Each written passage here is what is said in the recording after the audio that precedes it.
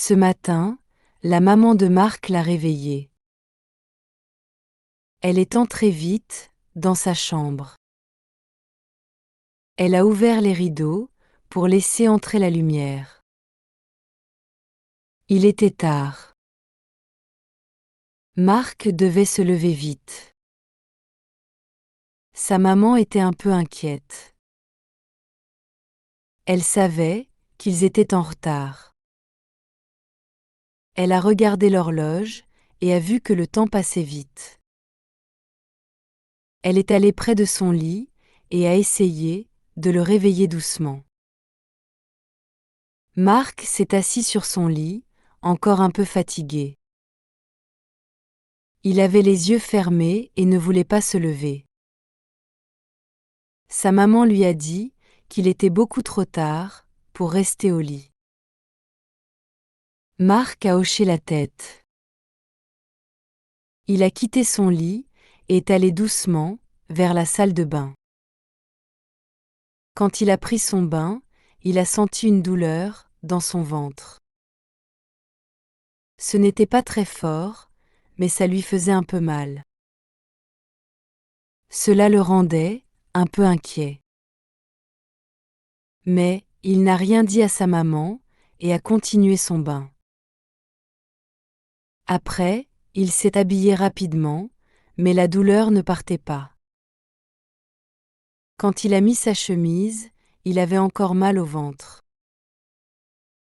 Sa maman l'a appelé depuis la cuisine pour lui dire de se dépêcher.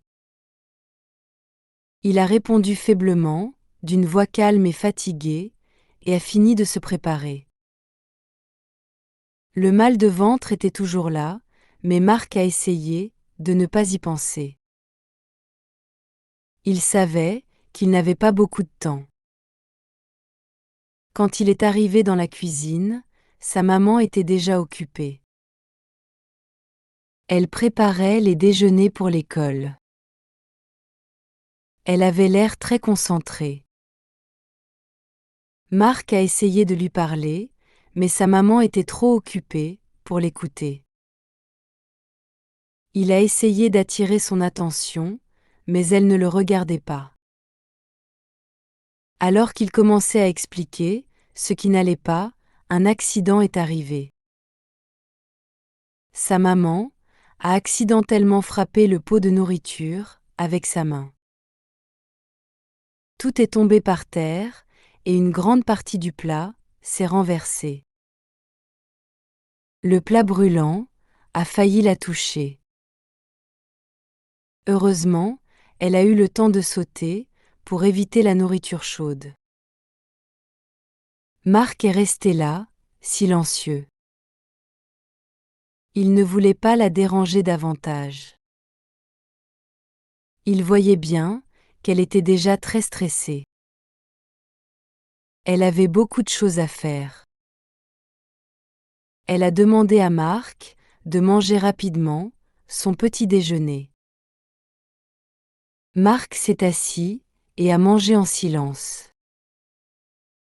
Pendant ce temps, sa maman a nettoyé le désordre. Marc avait encore mal au ventre, mais il ne voulait pas inquiéter sa maman. Marc avait à peine mangé la moitié de son petit déjeuner quand le bus est arrivé. Sa maman a regardé par la fenêtre. Elle a attrapé le sac de Marc et a couru vers la porte.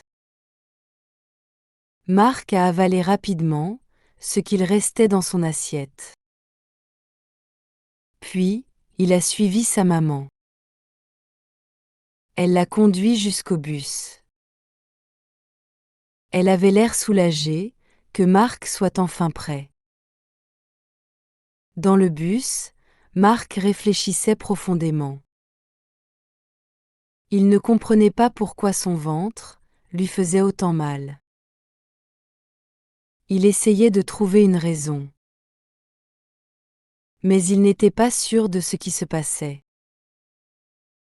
Il pensait à tout ce qu'il avait fait la veille. Soudain, il s'est souvenu de quelque chose. La veille, lui et son ami Paul avaient mangé une grande boîte de bonbons. Ils avaient tout mangé d'un coup, sans s'arrêter. Ils étaient tellement occupés, à rigoler et à discuter. Ils ne se sont même pas rendus compte de ce qu'ils faisaient. Ils avaient mangé les bonbons avec les mains sales. Ils les avaient mangés après avoir joué dehors, sans se laver les mains. Marc se souvint de ce moment. Il se demanda si c'était à cause de cela que son ventre lui faisait mal. Son ventre se tordait de douleur, et il se sentit un peu mal. Il se demandait si Paul allait bien lui aussi, s'il ressentait la même douleur. Il espérait que son ami n'était pas aussi malade que lui. Quand Marc est arrivé à l'école, il s'est précipité vers sa classe. Il avait hâte de voir Paul dès qu'il arriverait. Il voulait savoir si Paul était malade aussi. Mais en attendant, la douleur dans son ventre devenait de plus en plus forte. Il se sentait mal et n'arrivait pas à se concentrer. Marc s'est allongé sur son bureau, posant sa tête dans ses bras. La cloche a sonné et la leçon a commencé, mais Paul n'est jamais arrivé.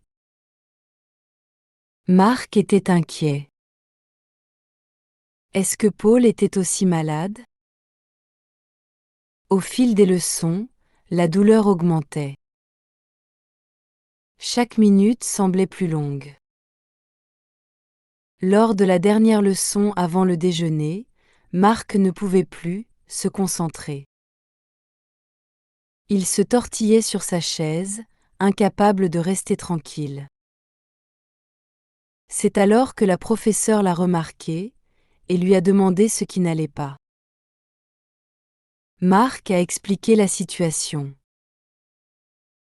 Il a parlé de la boîte de bonbons qu'il avait mangée avec Paul.